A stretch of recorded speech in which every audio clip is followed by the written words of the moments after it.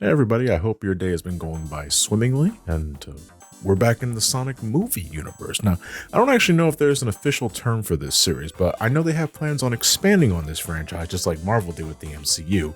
And just like the MCU, we got ourselves a mini-series starring crowning fist nipple champion Knuckles the Echidna. Undoubtedly one of the most anticipated characters in the second movie next to Tails, and I'm a little surprised Knuckles got his own series before Tails did. I figured because Tails was always considered the player 2, he'd be next in line. And no matter what, that's likely an inevitability, seeing as the Knuckles miniseries at the time of writing this is Paramount Plus's most successful program on the service, so no matter what I end up saying about this series, my hat's off to the team behind the scenes for making something a lot of people seem to enjoy. Me, on the other hand, I got words. Firstly, I can't say that I'm terribly surprised that they were doing this whole miniseries thing with Sonic the Hedgehog because, like I said, they want to start building a universe, and if Marvel could do it, so could they. However, the very thought of it did leave me a little tired. After Avengers Endgame, I was spent. It was a phenomenal journey getting to that endpoint, and I'll be forever grateful that I got to experience that climax along with a bunch of other fans. Afterwards, though, Marvel started putting this heavy emphasis on miniseries to help fill the gap in time between major Marvel releases, which itself didn't really slow down either. And for a bit, I followed along. I watched WandaVision, I caught Falcon and Winter Soldier, and I watched Loki. Loki, I thought, was the best of them. But bottom line, it was too much to follow, too much to consume. I got major burnout, and I've been completely indifferent to Marvel things for the past several years. With the Sonic movie starting to follow a similar roadmap, my initial concern was that, oh god, they're gonna milk this shit dry. I mean, content creators will be eating for days. But I also hope what I was gonna see on the screen has proper love and care put to it and not end up being this soulless product that came out of this assembly line. That said, as of now, I'm still immensely excited for the third movie, and a major reason why a lot of folks were excited at Knuckles getting his own miniseries is because, they could start planting the seeds for what's in store for Sonic 3. Were we gonna see more of Gun? Were we gonna get an early bird cameo of Shadow? Maybe Rouge the Bat? Instead, what we ended up getting was, I won't mince words, and those that follow me on Twitter know exactly where I'm going with this. I thought this was one of the worst pieces of media in the entire Sonic franchise. I even called it absolutely fucking brain dead. And make no mistake, I still hold fast to that absolute brain dead comment. My initial viewing experience, when I actually got Paramount Plus to load up on the TV anyway, I found myself as this expressionless stone wall that couldn't process what he was watching on the screen. Who was this for? Why did they decide on the things they did? And where the fuck was Knuckles? Since my first viewing, I have watched it 2 other times, once again with a group of friends, and finally a viewing for myself for the sake of this video. And I'm really glad I ended up watching it by myself because there are some details and tidbits I feel you don't really catch when you're watching something as a group. And after watching it again, there are some aspects of the show I do genuinely appreciate, and I don't feel as heated as I did on day one. It was tempting to make this angry huff piece for the sake of venting and to get those early views because initially this show left me flabbergasted and a bit tilted. But I know sometimes it's best to wait a little bit, be responsible, take a breather, and be more thorough so that you can get your points across. At least I hope I do anyway. So we should probably get started, huh? Obviously, spoiler warning, if you haven't watched the Knuckles series yet, I'm going to be spoiling the whole thing. So, get the Paramount Plus free trial, watch this for yourself, cancel your free trial, tell me what you think, tell me if I'm right or wrong. It's Sonic the Hedgehog, so everyone loses in the end. Let's talk Knuckles the Echidna. Oh, can't play much of that. It's a licensed song. Though, great choice of music for the main theme of this show. I was already a fan of Scandal's The Warrior, and rewatching the music video for this, I think I see where the inspiration for episode 4 in particular came from. And as someone who mains Warrior in Final Fantasy XIV, this was the theme I did low-key hum to myself whenever I went farming extremes and savages. As I think I said in the Sonic 1 and 2 reviews, I'm not going to harp much about the overuse of licensed music for this. It's to be expected. But my god, if there was ever a bingo card for Hollywood licensed music, Bonnie Tyler's Holding Out for a Hero should be the fucking free space. Pick a different song, guys. It's been done to death. Anyway, it's been some time since the ending of Sonic 2. Sonic, Tails, and Knuckles are now living together with the Wachowskis, or in this case, Tika Sumpter, because they likely couldn't afford her and James Marsden for this show, but Knuckles is having a hard time settling down. As someone who was raised to be a battle-hardened warrior, his antics end up terrorizing some of the locals, and he doesn't exactly know what to do with himself when there's no one to fight. After misinterpreting Sonic's advice of making his new home more familiar and fucking up the family car, Pretzel Lady has had enough and ends up grounding Knuckles, leaving him in a slump. But not for long, as soon after, Knuckles ends up meeting the spirit of Pachacamac, long-dead leader of Knuckles' long-dead tribe, also voiced by Christopher Lloyd.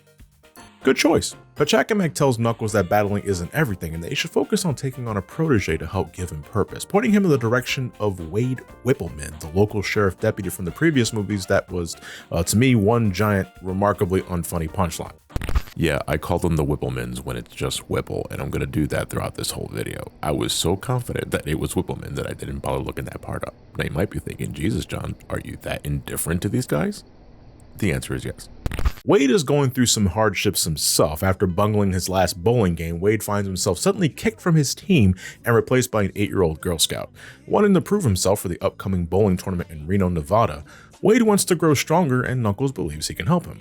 Elsewhere, 2 agents of Gun are secretly monitoring Knuckles for their own nefarious purposes. Agent Mason, played by rapper Kid Cudi, who I never heard of until this show, but after looking him up, I can say he rocks a suit better than I ever fucking will. And then there's Agent Willoughby, played by Ellie Taylor. They're secretly in cahoots with this mysterious buyer, played by Rory McCann, who I don't think we ever actually learn of this dude's name. He's just called the buyer in this. He is very interested in harnessing Knuckles' full power and has already made a name for himself utilizing some of Knuckles' quills to power his weapons that he sells in the black market. He also has a major hate boner for Gun, since as a former associate of Dr. Robotnik, he not only lost his job, but he was also hunted down by Gun after Robotnik was outed as a psychopath and Gun wanted to tie up loose ends. Now, I feel there could have been an interesting story there that could have implications for the 3rd movie, but this series will not get into that at all. You know, I also just realized that the entire dynamic between the agents and the buyer is essentially Pokemon's Team Rocket. You got Jesse, James, and Giovanni. All they needed was a talking animal companion and it'd be fucking uncanny. Missed opportunity there, man. They should have used that to bring Rouge the Bat or fuck it, Fang the Hunter. I don't know.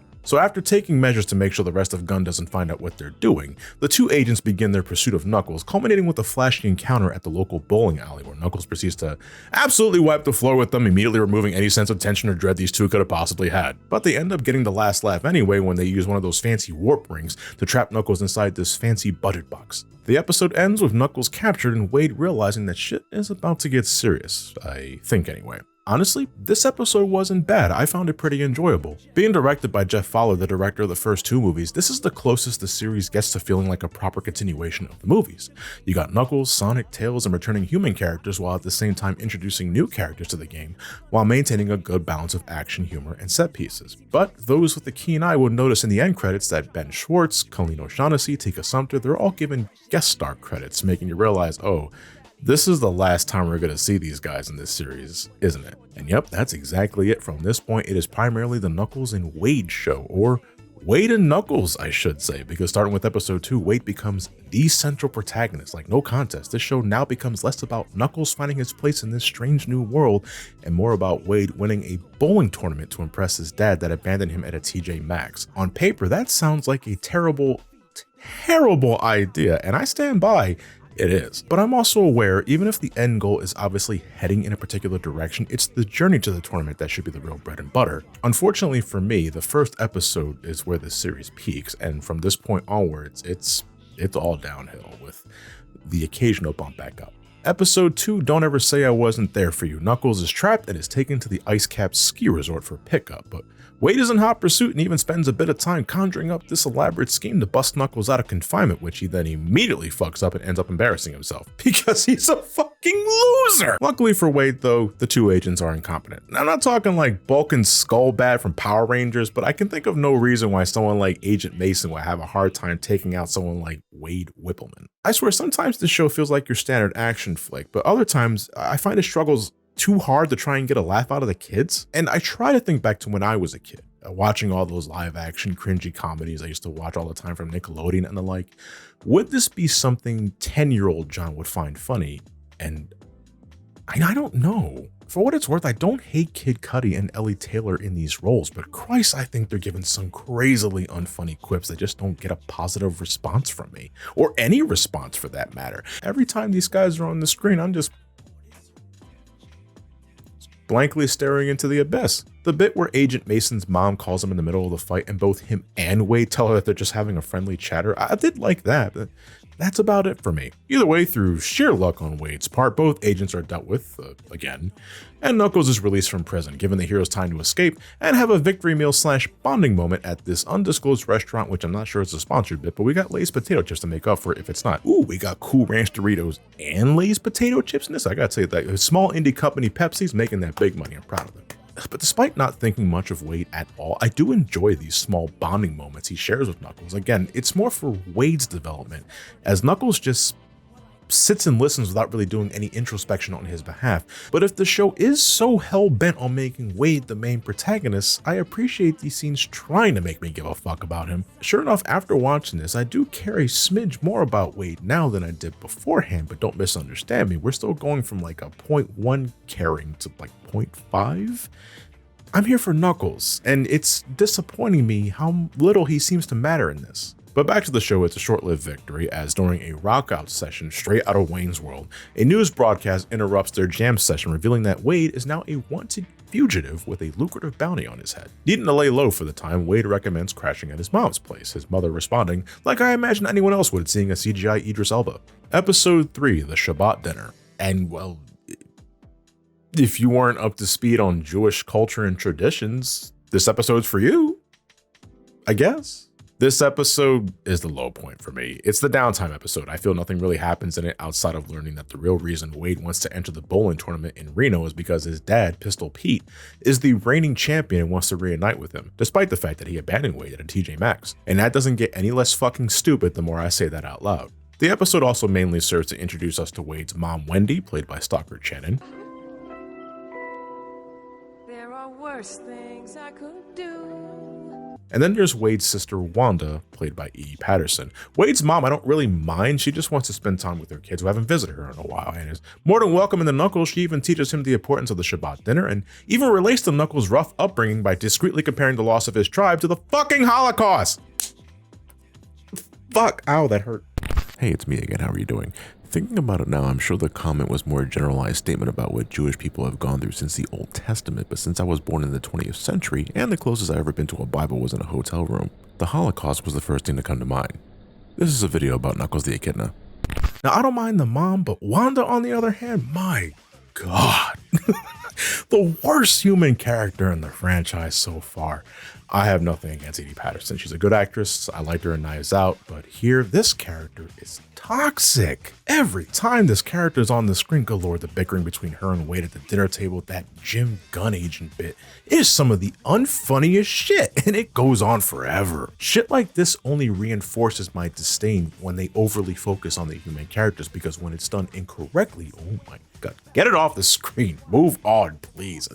What's the significance of her being an FBI agent? Was that ever elaborated on? It might as well be a costume for all that matters here. Either way, a couple of bounty hunters looking to cash in on the reward managed to locate Wade and attempt to capture him. Shout outs to the dude with the chain who clearly needs a higher pay grade with how fucking extra he is. But unfortunately for these mercenaries, Knuckles is here to save the day, who even teams up with Wade's mom to take them all out. Thinking about it now, I think this show would have been much better if it was just Knuckles and Wade's mom beating up bad guys with Krav Maga. Come on, tell me that wouldn't be awesome. I watch it, god damn it. All right, we're halfway through here. Episode 4, The Flames of Disaster. And yes, it is a Sonic 06 reference. That makes 2, the foot tap at the end of the second movie, and here, I wonder if the third movie is going to go for the proverbial turkey. I feel this episode is either going to be your favorite or your most hated. Personally, I didn't hate it, but let's get into it. Wade's morning is suddenly interrupted when he's rung up by his former bowling friend Jack Sinclair, revealed to be also trying to collect the bounty on Wade's head to help him get out of financial trouble. A quick aside, shout out to Adam Pelly's stunt double during the snag. The way he landed on those brick stairs looked pretty fucking gnarly. It definitely made me wince. Stunt people are the true heroes of filmmaking. Always remember that. Wade ends up trapped in this electrified cage, and with Knuckles refusing to help so that Wade can learn how to fend for himself, and because the budget for this series prevents Knuckles from showing up for the remainder of this episode, Wade is left to his own devices, which ends with him getting zapped unconscious. Which then leads to... So Wade finds himself in a dreamscape/acid trip? He's then greeted by the spirit of Pachacamac, who believes that for Wade to understand what makes Knuckles a true warrior so that he can become a better fighter, or bowler in this case, he needs to experience what Knuckles went through growing up. Hey, Spence, let's trip out.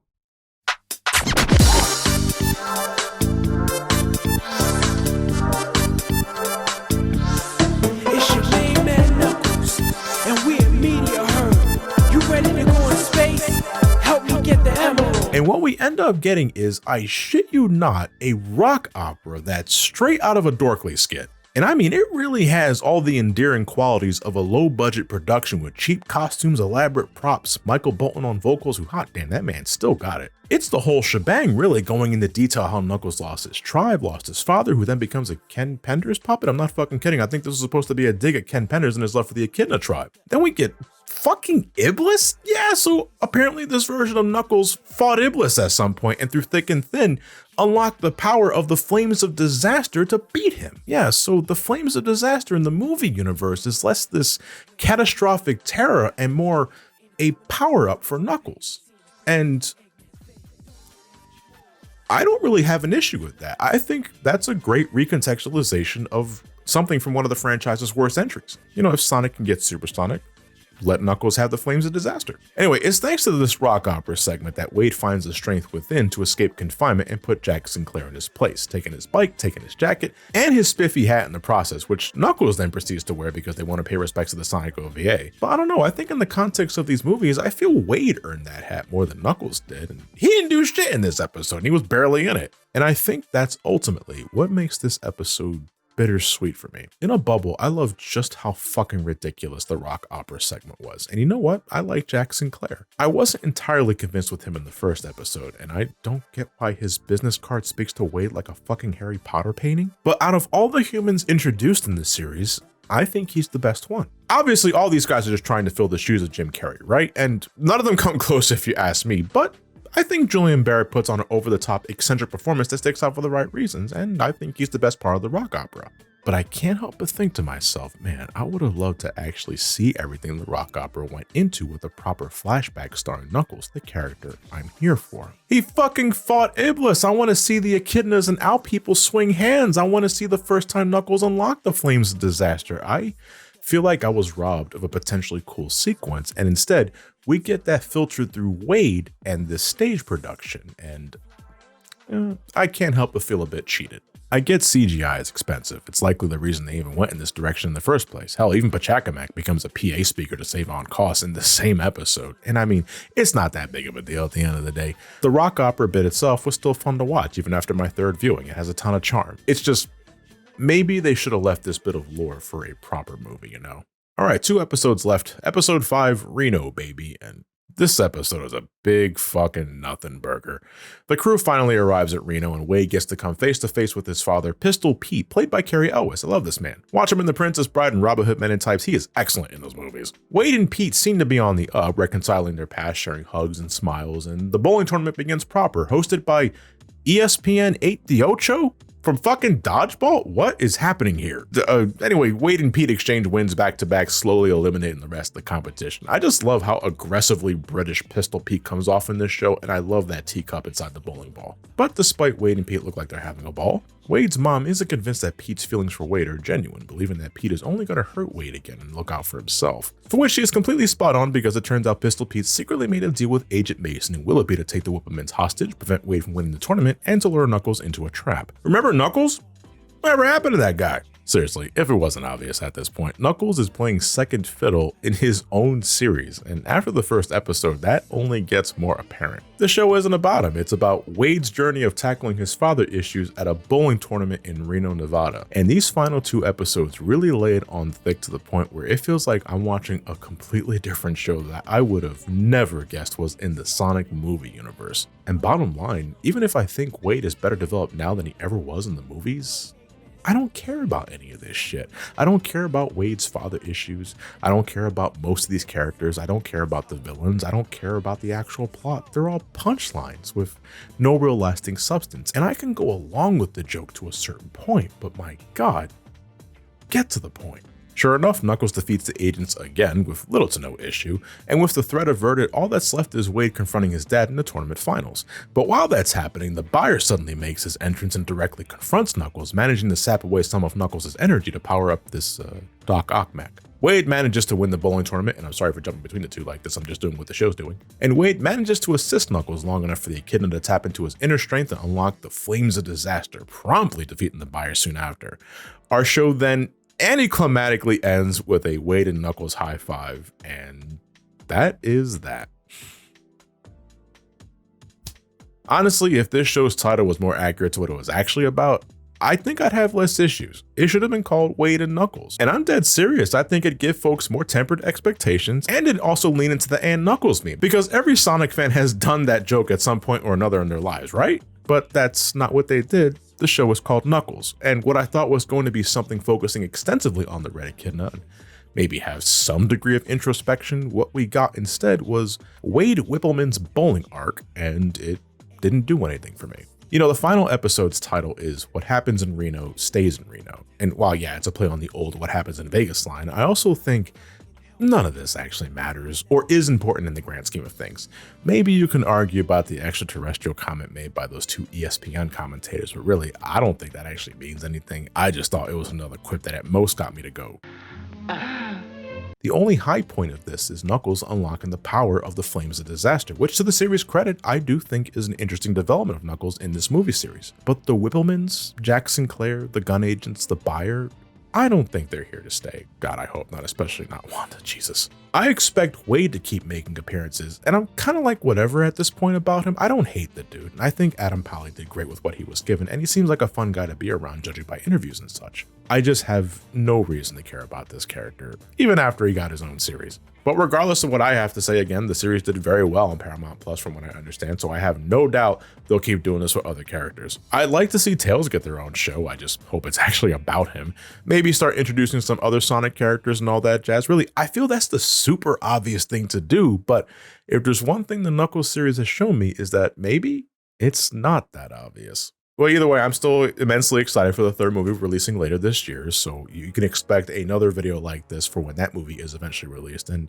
I hope it's good. I genuinely do hope it's a good time. A lot of people are really excited for it, myself included. And besides that, we also got Sonic X Shadow Generations coming out later this year.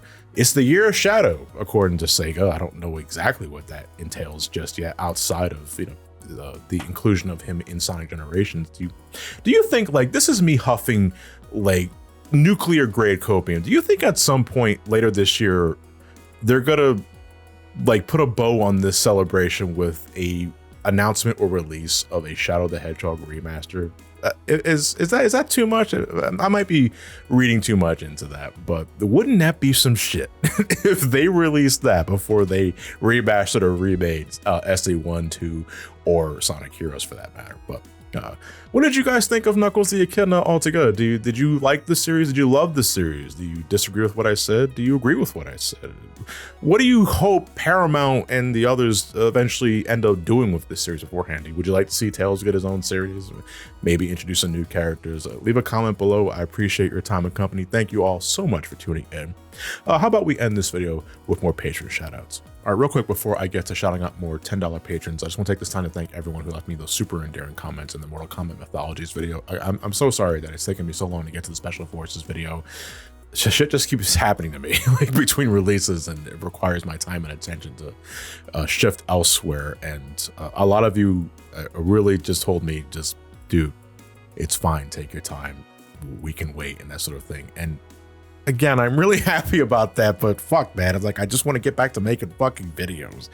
But all right, so shout outs to more $10 patrons over at my Patreon. I think it's patreon.com/Somecallmejohnny. Kali Nato, Tim Arendt, Danny Bound, Aiden Ferguson, Metal Gear Taurus, Frozen Spaghetti, Nick Anderson, Pax Bernhardt, Dustin Ross, Hurst, Mr. Barebones, Alex Ma, Solaris, The Dervinator, Tank1319, Caius, Marcy the Spoony Bard, Metroid 1999, Egg Roll Buddy, Rafael Gomez, Hugh Quinn, Simply Chillin', Kyle the Monarch, Iron Jimbo, Kazu Foxfire, Super SP, Spider Manny, Cyclone Silver, Cutie Caitlin, I think it was Caitlin, right? Billy Bob Bull, Crazy Man, Delwyn Rosa, Stardust Chaos, The Lucid Gamer, Kick-Ass Reaction, Samuel1246, Radiant GV, AJ Sproul, Jack Cookson, Conifer SSR, Joy Alma, Brandon Ellis, Bilbo Baggins, Tariq Jones, ooh, creamy, Pine Dine, or is it Pine Dean? Ava the Gamer 95, Serui SRC, John Hanlon, JC Prime 404, Store Fuss, Owen Shadow 76, SJ the Hero, Matt Donovan, Joseph Ritchie, Joe Abazia, Penny Dread FXL or fuck me, M Gear, Gumshoe Gamer, Sammy Scott, Pumpkin Fox, Payday, Izzy Kill, Medeiros, Eduardo Quezada, The Red Dragoon, Alfredo Jones, Kane Credgel 17, Floofy Foxers, A Frozen Traveler, Demon Slayer DJ, Beaster Galaxy, Jeffersonia, Dennis James Mon, Michael Taylor, Tobin Goss, Jacob Jordan, Parmpreed Gill, Elite Sane 12, Dylan Brogdon, Kenneth Saul, Triple X, Joe Taylor, Fatboy Smo, Vera, Mr. Nanukis, Akira Sora, SKB99, Fartly, what the fuck? Finally for today, Martin Lowermore. More $10 patron shoutouts to come at the end of the next video, and I will see you guys then and there for that video. As always, thank you all for tuning in. Have yourselves a fantastic night. Take care. Yeah.